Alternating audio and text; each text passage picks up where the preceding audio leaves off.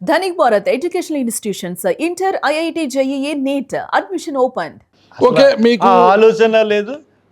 ఎందుకంటే నేను ఒకటండి, ఇప్పుడు తిరుపతి ఎంపీ ఎవరు సార్? ఇప్పుడా గురుమూర్తి, చిత్తూరు ఎంపీ దగ్గుమల్ల ప్రసాద్ గారు, దగ్గుమల ప్రసాద్, బాపట్ల ఎంపీ ఆయన కూడా సమ్ ఐఏఎస్ఏ. అంటే ఇప్పుడు ప్రాంతీయ పార్టీల్లో మనం ఎమ్మెల్యేలు కానీ ఎంపీలు కానీ మినిస్టర్లు కానీ వీళ్ళ పేర్లు ఏ పేర్లు గుర్తుండవండి.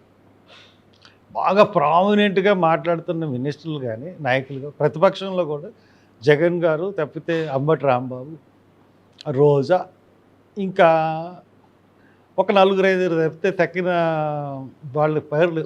అంటే ప్రాంతీయ పార్టీలు ఒక వ్యక్తి మీద బేస్ అయిన పార్టీలు. ఆ వ్యక్తి మీద బేస్ అయిన పార్టీలు అయ్యి వాళ్ళు దాన్ని సొంత ఆస్తిలా చూస్తారు ప్రాంతీయ పార్టీ. ఆ సొంత ఆస్తిలోకి మనం వెళ్ళాలనుకుంటే వాళ్ళకు అనుగుణంగా నడిచేటట్టుంటేనే మనం వెళ్ళాలి. అంతేగాని వాళ్ళకి అనుగుణంగా నడుచుకోలేనప్పుడు మనం వాటి జోలికి పోకూడదు.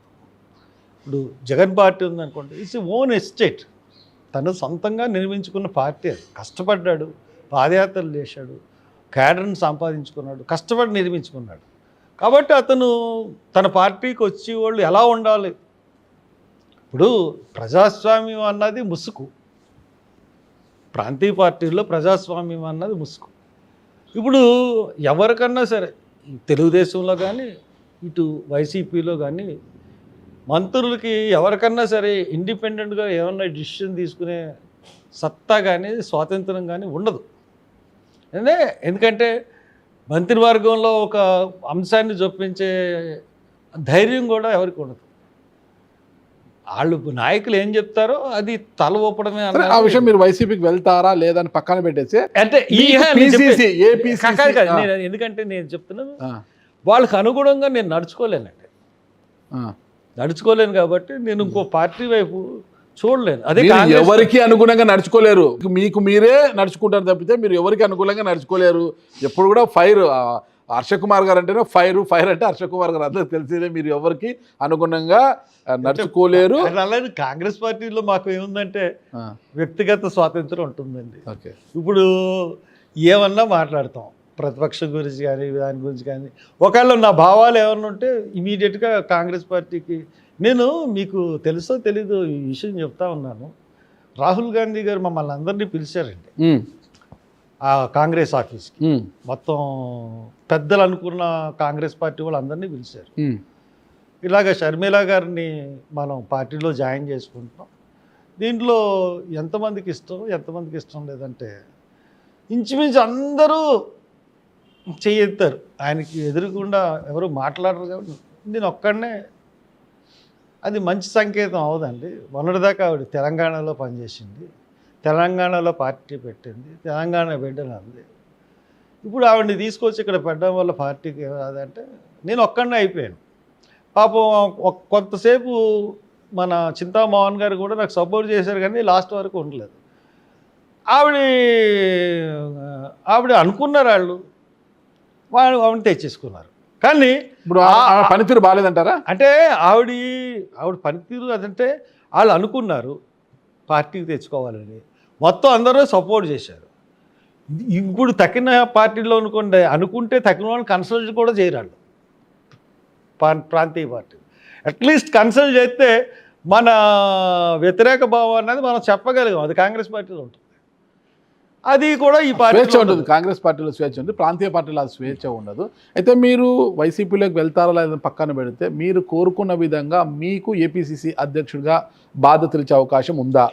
ఇస్తే అంత ఖర్చు పెట్టుకోగలరా? ఒక్క విషయం అండి, నాకు మొన్న ఫస్ట్ టైము మన షర్మిలారెడ్డి గారు రాకముందు మన రుద్రరాజు గారు ప్రెసిడెంట్ అయ్యారు. గిడుగు రుద్రరాజు ఆ ప్రెసిడెంట్ అయినప్పుడు నన్ను క్యాంపెయినింగ్ కమిటీ చైర్మన్ కింద చేశారు. తర్వాత దాంట్లోనే మన పల్లం రాజు గారినేమో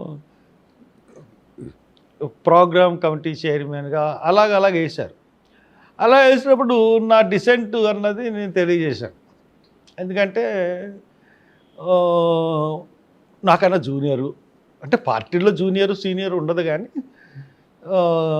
ఎందుకో నాకు నచ్చలేదు. కాబట్టి నేను ఖర్గే గారికి వెళ్ళి చెప్పాను, నేను చేయలేనండి అని చెప్పాను. చేయలేంటే ఆయన చేయాల్సిందని చెప్పారు. ఐఎమ్ సారీ అండి, నేను మనసు చంపుకుని చేయలేని వచ్చే ప్రచార కమిటీ చైర్మన్.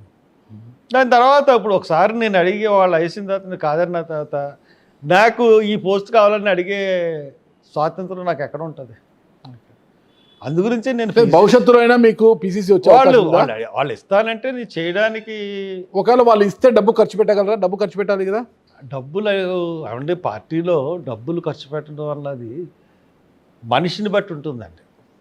డబ్బులు ఖర్చు పెట్టేవాడు ఉంటే డబ్బులు ఖర్చు అవుతాయి. ఇప్పుడు రేవంత్ రెడ్డి గారు అక్కడ డబ్బు ఖర్చు పెట్టాడు కాబట్టి సీఎం కుర్చీలో వచ్చి కూర్చున్నారు ఆయన. అంటే రేవంత్ రెడ్డి గారు అంటే ఆయన అంత తెలివైన వ్యక్తిని నేను ఇప్పుడు దాకా చూడలేదు. అవునా? పాలిటిక్స్లో. ఎందుకంటే ఆయన చాలా షార్ట్ టైంలో చాలా చక్కగా, ఎందుకంటే ఆయనకి భగవంతుడు ఇచ్చిన వరం చాలా అద్భుతంగా మాట్లాడగలడు. తిమ్మిని బిమ్మిని చేయగలడు, మమ్మిని తిమ్మిని చేయగలడు. ప్రజల్ని ఆకర్షించే విధానంగా మాట్లాడడమే అతని ఎసెట్. ఆ ఎసెట్ వల్లే అతను ముఖ్యమంత్రి అయ్యాడు. డబ్బులు ఉంటే డబ్బులు రేవంత్ రెడ్డి గారి కన్నా ఎక్కువ ఖర్చు పెట్టేవాళ్ళు ఉన్నారు, కానీ రేవంత్ రెడ్డి గారికి ఎందుకు వచ్చింది అది అది అది ఆయన బాగా మాట్లాడగలే సామర్థ్యం ఉన్నాడు కాబట్టి ఆయనకి రేవంత్ రెడ్డి. మీరు కాంగ్రెస్ పార్టీలో ఉన్నట్టేనా? ఎవరు? మీరు? నేను కాంగ్రెస్ పార్టీలో. సరే, కాంగ్రెస్ పార్టీ మీకు పిసిసి ఇవ్వలేదు, ఇంతవరకు అయింది, ఇస్తుందా లేదా కూడా తెలీదు. మీరేమో కాంగ్రెస్ పార్టీని నమ్ముకొని అలాగే ఉన్నారు. అటు ఇటు జంప్ చేయాలన్నా మీ మెంటాలిటీకి ఎవరు మిమ్మల్ని తీసుకొని సాహసం చేసే ప్రయత్నం కూడా ఎవరు చేయడం లేదు. ఎప్పుడు ఎలా ఉంటారో తెలియదు అనేది. అయితే మీ కుమారుడు శ్రీరాజ్, పెద్ద కుమారుడు శ్రీరాజ్కి రాజమండ్రి జిల్లా అధ్యక్ష పదవి అడిగినా కూడా కాంగ్రెస్ పార్టీ నిరాకరించి మరొకరికి ఇచ్చింది అంటున్నారు కదా. మరి అది కూడా ఇవ్వని పక్షంలో ఎందుకు మరి కాంగ్రెస్ పార్టీలో ఇంత సీనియర్ మీరు? అంటే రాజమండ్రి నన్ను అడిగాడు శ్రీరాజ్ వచ్చి, పెట్టరా అన్నాను. పెట్టాలంటే పెట్టరా అన్నాను. పెట్టమని చెప్పాను, కానీ శ్రీరాజ్ కూడా నేను కానీ అసలు దాని గురించి ప్రయత్నం చేయలేదు. ఇక్కడ కాంగ్రెస్ పార్టీలో పదవులు రావాలంటే లాబింగ్ చేయాలి. నాకు తెలుసు ఆ విషయం, లాబింగ్ చేయాలి.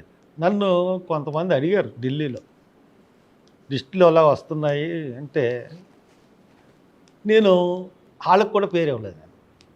ఖర్గే గారి దగ్గరికి వెళ్ళి పేరు ఇస్తే అవుతుంది, ఇవ్వలేదు. నేను ఒకటి వద్దన్నాను. ఒకటి వద్దని ఒక వార్ రూమ్కి చెప్పాను తప్పితే ఇంకెవరికి చెప్పలేదు.